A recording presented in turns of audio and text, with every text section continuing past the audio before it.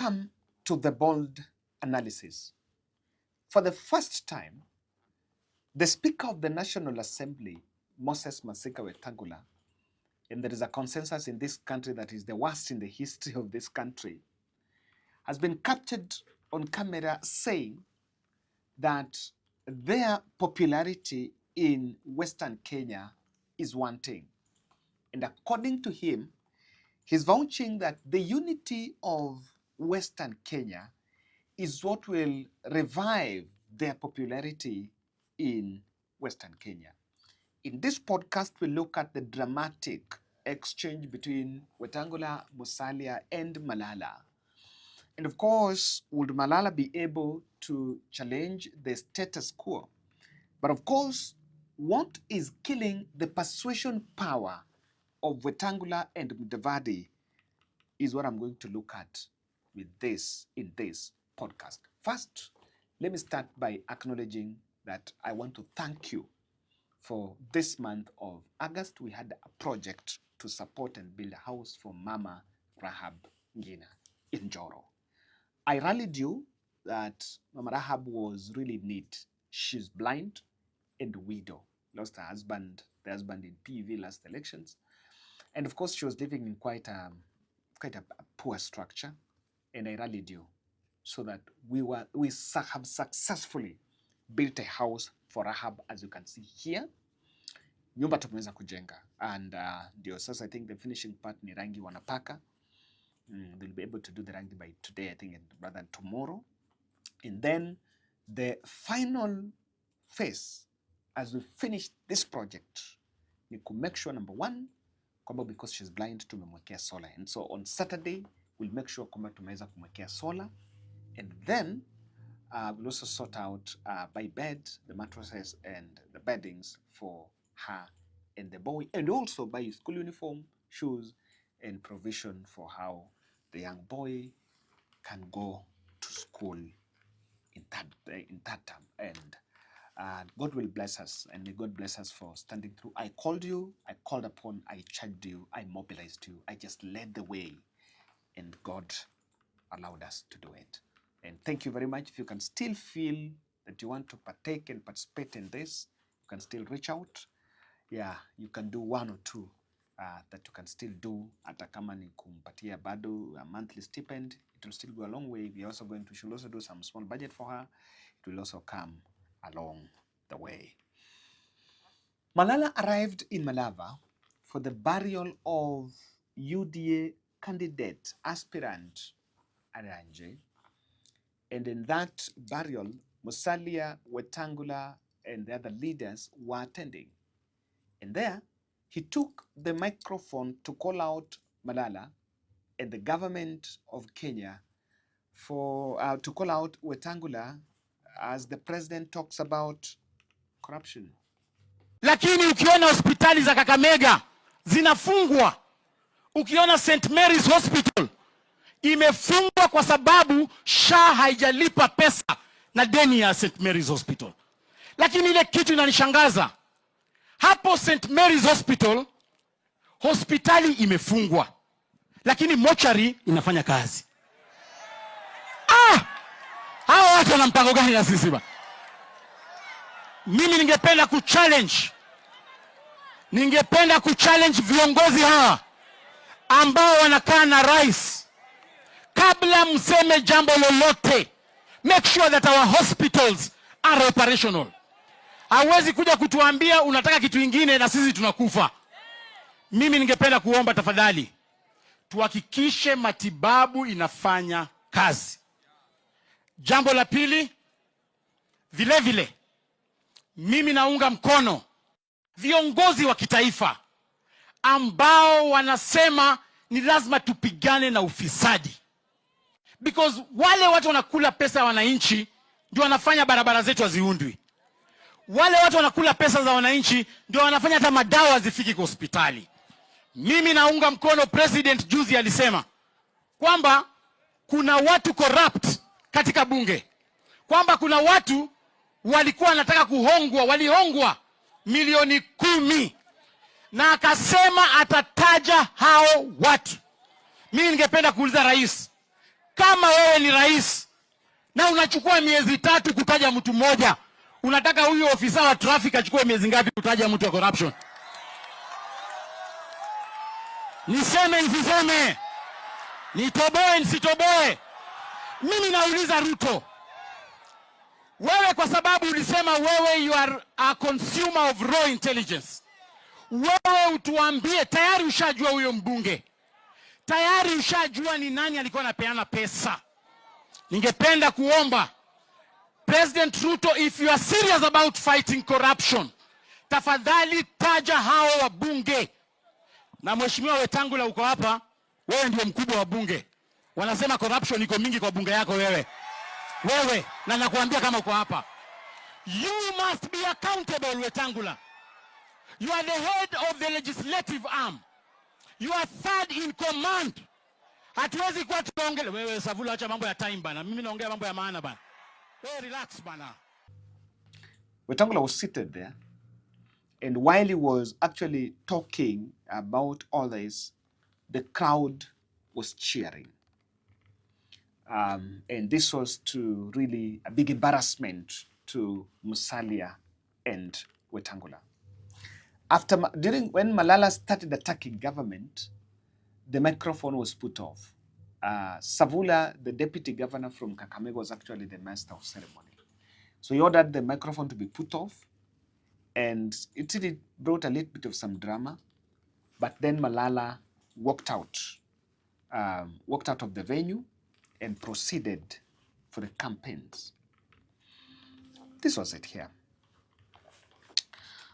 After he did that, after he left, Moses Wetangula spoke, of course, immediately after Malala left the venue. And Wetangula was coming out clearly to say that if they're not careful as Western Kenyan leaders, if they don't unite, their popularity is going down and is wanting. And they, just like other regions are coming together, that Western Kenya should also come together for a purpose. And according to him, that the fact that they are speaking different languages is actually lowering their bargain. Mimi nataka kuomba viongozi wetu, tusipoungana, tusipoheshimiana, umaarufu wetu utakuwa mchache katika nchi yetu. Yani bana bechileza mu siasa balinga biunwa bititi mwitala ekhafu yenya khwiluka khalenyela munji kane kama khwakali inyuma enda fanya sarakazi kwingine. We are in serious business mourning one of our heroes, and I've come here and I've been sitting here with humility. I've been here for 3 hours, not because I have nothing else to do, but because I understand and appreciate the need for we as a family, for we as a region, for we as a leadership to show compassion to the bereaved, to show direction to our people, and to give people hope, because every human being lives on hope. I want to challenge Wetangula this. The politics of we come together to bargain with time is proving to be a very futile exercise. When the earthquake moment on 23rd of February 2022, when Musalia Mudavadi joined with Wetangula as a bonus, joined William Ruto officially, they had some bargain. I don't know, 30% what, 30% this and 30% that. Rigathi Gachagua still speaks to date that that pledge was not honored. And they are quite close associates of both Musalia and Wetangula that are languishing in the dark. Even in terms of road network, the 30% that was put in that document as a power sharing document, and really, if people are going to vote, I don't know why people must come up with some power sharing thing. It's a very backward document that people should not even have. So if someone is thinking this is not going to really change things for this country, I listened to Musalia. Musalia spoke about some two factors. Number one, Malala should not attack President Ruto because President Ruto built him a house. And of course, he also called out the act of Malala because immediately Malala left the venue, he went to play some loud music outside the place. And I want us to get at that, then put a comment. Hii maneno ambayo inapita hapa, politician anakuja, sasa wewe uko hapa, mazishi ni ya Andanje. Mimi nimeshuka huko na gari, wewe unaleta gari mpaka hapa.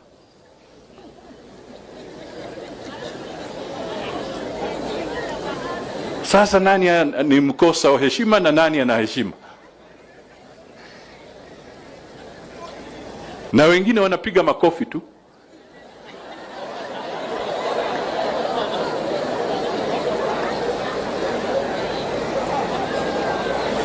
Jameni, mimi niko hapa, Wetangula anazungumuza, wewe umekuja umechelewa, heshima inapewa, unapatiwa nafasi kuja useme kidogo, kutoa rambirambi zako.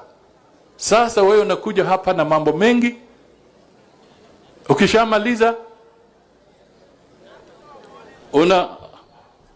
unatoka hapa, unakuja unajaribu kusema ati I want to shake Musalia's hand. Yani, you insult people and then you extend your hand. Lazima tuheshimiane. Heshima deserves heshima. Hawezi ukatoka kule, wewe unatoka, sasa unajua tuko kwa matanga ya Andanje. Wetangula anazungumza hapa, na wewe unaweka loudspeaker ya muziki, ambao si muziki ya kidini ama ya matanga, unapiga kelele pale. Alafu unaniambia hiyo ni heshima? Bandu bi Malava, Karinzi ni Muluya, Ndeva he. Walisaidiwa sana na Mheshimiwa Ruto. Hapa.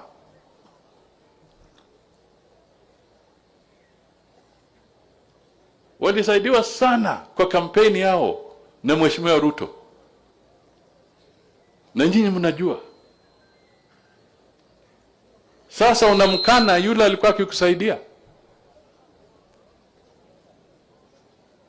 Unajaribu kurusha maneno ya kumdharau, na yeye ndio alikuwa akikupatia pesa za kufanya kampeni.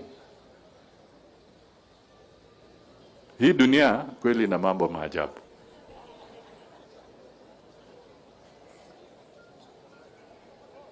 Kweli ule msemo wanasema asante ya punda ni teke, kumbe ni kweli.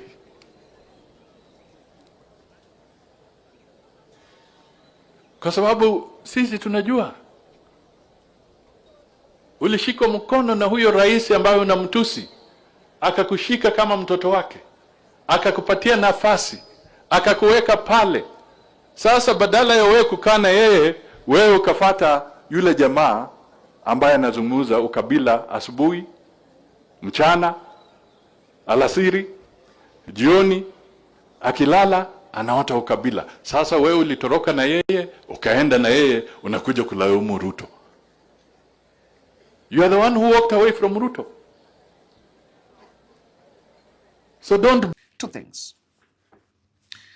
I don't agree with I agree with Musalia Mudavadi that Cleophas Malala is wrong, and of course that's a bad manners. That's bad manners. People are in funeral, watu wanazika. Even if you walk out, you've left the venue, the family needs respect. Kwanza, because it was mwalimu watoto walikuwa, you can't go outside and then start playing some loud music simply because you want to disrupt the event. That, according to me, is a bit childish. Truth be said, that is childish.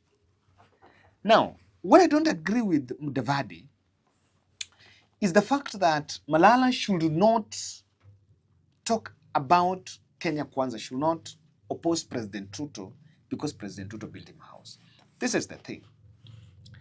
In politics, everything is transactional. This story have been said one side. If Ruto gave Malala some money, and of course, to fund his campaigns, what was the interest of President Ruto in that? The interest of President Ruto was to win the governor's seat, number one, and also it came with a package. It is Malala who took Musalia to UDA. I want you to imagine a situation where Malala, because Malala was the NCHG, was the ANC Secretary General, a situation where Malala would have remained and then Musalia crosses over. It would have been a split. So, and again, it came with political backup. And at the right time, Malala was kicked out of the equation. So, Magala Mui Hakimpe, on this story has been said, and it could be true because, I think it's true because Malala has never denied. But that also, it has never been said, so yes, but then what did Malala give in return? It is normally an act of, Ruto did not build Malala house for free. It was about loyalty. Someone was buying loyalty. Kwamba, ikiwa hivi, itakuwa hivi. And I have a response to Musalia and Wetangula. What will kill their persuasion, or what is killing their persuasion, is not what they think. The unity is not even the solution. There are 4 factors playing out in Western Kenya.